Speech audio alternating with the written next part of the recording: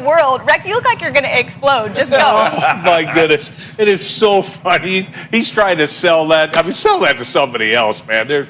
There's no way we're buying it. I mean, look, he shouldn't have benched Trubisky when he did. 2 months ago, I told you exactly what was going to happen. And it's nothing against Nick Foles. I like him. I think he's a great backup, but he's not a starting quarterback. And I also mentioned that he doesn't have the durability of a starting quarterback, and they're eventually going to have to go back to Trubisky, and this is what we're seeing. But that offensive line is so pathetic. I mean, it doesn't matter who you got back there, Jim McMahon or whoever. They can't run the football. And it just, to me, but this thing is so phony right there when he came back. He should have just said, look, I got to play Mitchell Trubisky again. Just say that. Who cares? It'll fly better in Chicago than this. When I look at this Bears team, it's like they're missing something. And when I look on the defensive side, the defense is missing something from the offense, and that's the offense to be able to extend the plays. Nick Foles, Rex, I should have listened to you, and I didn't want to listen to you because I thought Nick Foles was the Super Bowl winning quarterback. But athletically, I think Mitchell Trubisky is a better fit at the quarterback position. I just talked about the defense. I've seen guys, Khalil Mack, Hakeem Nicks, I've seen them walking off the field winded.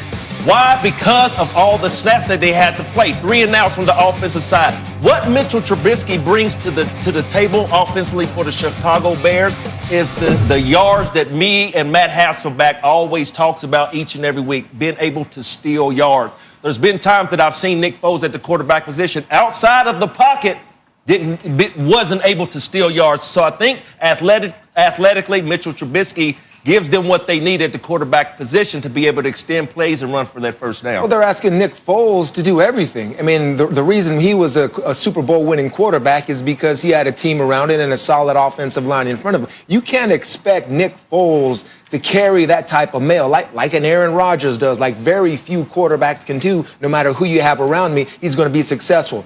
Nick Foles can play winning football. I think he can play winning football, but you need an offensive line, and this is the worst in the game. They can't run the football. The offense rarely uses pre-snap motion. Me as a defender, you don't have pre-snap motion. I can just dig my heels in, anticipate what's coming, and give you the best shot that I got in terms of pass rush or coverage or man-to-man, any of that. None of that has been seen in Chicago. I tell you, if there's one thing, if I'm the Green Bay Packer defenders, you got to look out for, I'd say this for the Chicago Bear offense, is Cordero Patterson. This guy does everything in terms of a gadget guy. He'll play tailback. They can do everything. That's the only way it's like they've been able to manufacture offense. And with Trubisky, that's what it has to be. Is he more athletic? Absolutely. But this is a team that I don't think even Trubisky can succeed with. Yeah, there's no doubt if your O-line can't protect your quarterback, you're better going with Mitchell Trubisky because at least you know he can run for his life. Today, though, we don't know what we're going to expect from this Packers defense. Look, Matt, let's bring you in here because I think the Packers are one of those teams similar to the Bucs at times where they have moments where you're thinking, this is the year for these guys, and then moments where you question that. How legit are the Packers as you see them right now? Yeah, I think this game has nothing to do with the Chicago Bears, and it's all about the Green Bay Packers. They're a team that is just supremely talented. Their quarterback is playing maybe the best football of his career, and he's had a great career.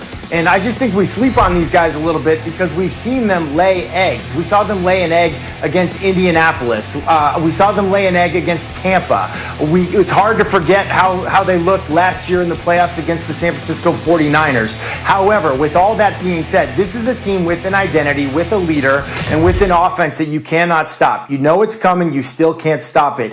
Aaron Rodgers, he's playing great. Why? Because he fits into that offense. The pass block win rate of that offensive line is off the charts. And then even when you know Davante Adams is the number one thing you have to stop, he still finds ways to average over 100 yards a game. This is the best duo in the game with Aaron Rodgers and Davante Adams. And there's an argument to be made that Davante Adams is the best wide receiver in the game. And all of that, and we haven't even mentioned Aaron Jones, the running back, who, as we know, can be lethal as a runner and as a pass receiver. Yeah, Matt, so they've got a 3-game lead right now in the NFC North with 5 games left. Do you think this is a Super Bowl team for Aaron Rodgers this year? I think there's an argument to be made that this is the best team in the NFC right now. And I understand why people would have a hard time with that, because you're remembering how they played against the Colts, how they played against Tampa. But take Aaron Rodgers up against all the top quarterbacks in the NFC right now, and who would you rather have in that championship game? It's guys like Goff, it's guys like either Taysom or Breeze, and maybe Russell Wilson or Brady. And quite honestly, those guys are good players. I think Aaron Rodgers is right with them in the kind of year that he's had so far. You could make an argument that Aaron Rodgers would be the favorite. Yeah, you know, Matt brings up some great points, but his focus is solely on their offense.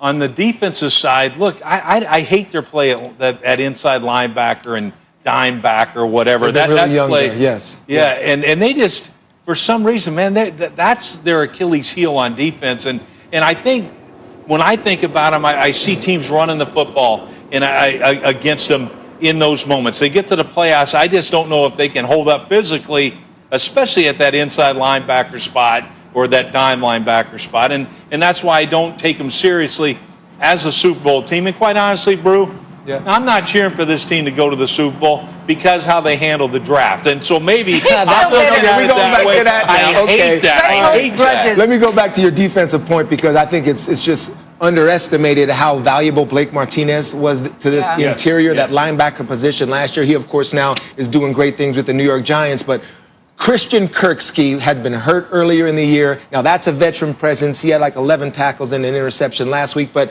like rookies like Kamal Martin, these young guys that don't know how to play, to have one vet